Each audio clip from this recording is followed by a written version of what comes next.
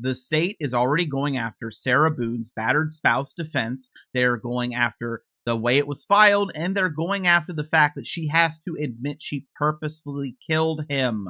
And this is going to be heard in front of the judge on September 19th, 2024. There's not long until this goes in front of the judge. I'm going to be starting with this, and afterward, we're going to be looking at some of the motions filed. It's going to be a little out of order date-wise, but I think this is the most important and what most people are interested in, so we're starting here. State's motion to strike defendant notice of intent to rely on the defense of battered spouse syndrome, and state's motion in lime, and state's motion for examination by state witness. On September 6, 2024, the defendant filed a notice of intent to rely on the defense of battered spouse syndrome. Florida Rule of Criminal Procedure 3.201b requires the defendant to include a statement of particulars showing the nature of the defense the defendant expects to prove. The defendant's notice does not include any particular facts which, if produced at trial, would allow for Dr. Julie Harper to opine that the defendant suffered from battered spouse syndrome. So they are saying her statement of facts, not good enough. Therefore, the defendant's notice is legally insufficient, and the court should strike the notice. Now, there was a deadline for this notice, so I don't know the legalities of it. If the court strikes it, does that mean she can't use the defense at all? But they do continue on anyway. Furthermore, the defendant only lists Dr. Julie Harper as a witness to show the defendant suffered from battered spouse syndrome. An expert witness cannot be used as a conduit to introduce inadmissible hearsay evidence such as the defendant offering the defendant's hearsay statements. Florida Statute 90.704. Therefore, the defendant should be precluded from mentioning battered spouse syndrome in her opening statement, and Dr. Julie Harper should be precluded from testifying until the defendant testifies to underlying facts that would allow for her expert's testimony. The defendant has previously provided statements to law enforcement. Therein she claimed she accidentally left the victim in the suitcase overnight.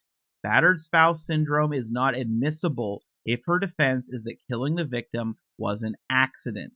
The defendant should be precluded from mentioning battered spouse syndrome in her opening statement, and Dr. Julie Harper should be precluded from testifying until the defendant has presented evidence of a justifiable use of deadly force. So they are going after she has to admit she killed him on purpose and justify it. I don't know if she's willing to do that. I don't know if Sarah Boone is willing to admit it wasn't an accident. I don't. Finally, the state requests the defendant be ordered to submit an examination by an expert of the state's choosing. Now, there's a response from the defense. I'm assuming this is their attempt to amend instead of strike.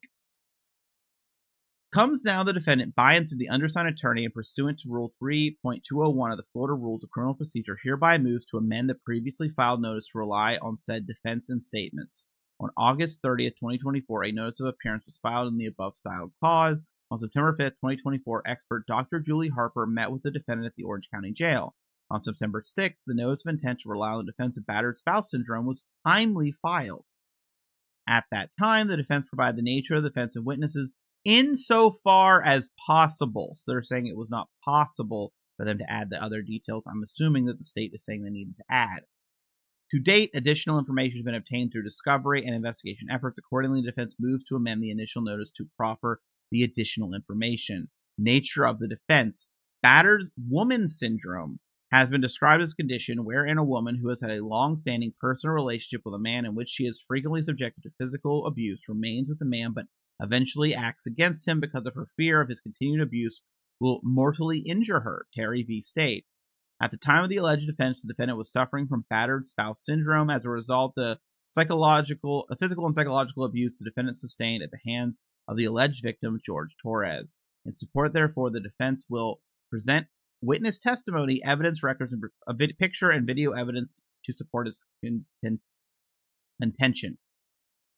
Statement of particulars. In particular, the evidence will demonstrate the factors that trigger a BWS, the physical symptoms experienced during BWS, the distinct behavioral and psychological symptoms exhibited by the defendant that are consistent with a person who suffers from BWS, and the impact of BWS as it relates to the facts of this case. Dr. Julie Harper, forensic psychologist herein, Dr. Harper will be a Category A witness for the defense in establishing this condition on behalf of the defendant. To date, Dr. Harper has met and evaluated the defendant on multiple occasions and visits back to as early as August of 2020. Now, below that, we have a list of witnesses. Now, I'm not going to show that because it includes the addresses of Brian Boone. I'm going to be honest, I haven't looked to see who Brian Boone is. I don't know if that's the father, the brother, the uncle, the whatever, but Brian Boone is listed. The witnesses list includes Dr. Julie Harper, Officer John Alden, Officer Kenneth Davis, Officer Joseph O'Neill, Officer Patrick Strawn, and then Brian Boone. The defendant's investigation of evidence to support the defense of battered woman syndrome is ongoing. The defense anticipates additional witnesses, photographs, videotape, medical records, court records, and other evidence gathered from the defendant's phone will be forthcoming. This evidence will be disclosed as it is discovered.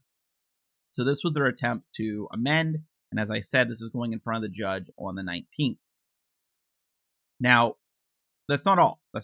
So what's also going on is we have things like this. This is a second motion for discovery by the defense. They're wanting, in this case, the standardized Miranda rights written policy form and card. So they're going to try to do something about Miranda rights with Sarah Boone in the interview. If we get particulars, I'll probably load up the interview at some point and I'll clip out the part that would be relevant. So we could talk about that if that's something people would like once we have particulars there. But the state has a defense for a lot of really every one of the motions styled like this by the defense. So here we have state's response to defendant's motion for statement of particulars. Comes out of the state of Florida, and here it is saying that statement of particulars is never required in Florida. It's never required, and they're saying that there's no variance, nothing changed. They don't need to give it. But then we have a bunch of these where they misspell defendant, which is really funny because, okay, so look at the top here. You'll see the filing number. So here's another one, and you'll see the filing number is different. So basically what they're doing is this one is for the supplemental discovery. This one is for additional discovery. Basically, they're using this defense repeatedly, and they literally copy and pasted it. That's why this is wrong. But I'm going to read one of them for you. You don't need both.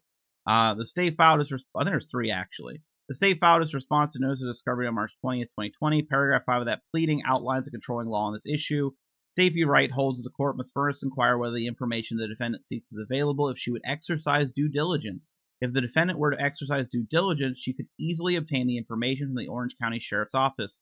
The trial should have first, that's the case law. If the defendant has attempted to obtain these records through the means available to her and failed, she has failed to state this in her motion. So these attempt here for denial is literally saying Sarah Boone didn't even try. She's not trying to get this stuff. She's just asking us for it, and the answer should be no by the court. She should have to get it herself. So, Sarah Boone, yeah, the battered spouse syndrome is it's crazy because I think I mentioned this in a previous video. I haven't rewatched, but I don't understand how she claims that he was accidentally in a suitcase, and she thought he could get out, and she went to bed, right? So she didn't leave. She didn't call the cops. She didn't escape when he was, in the suitcase.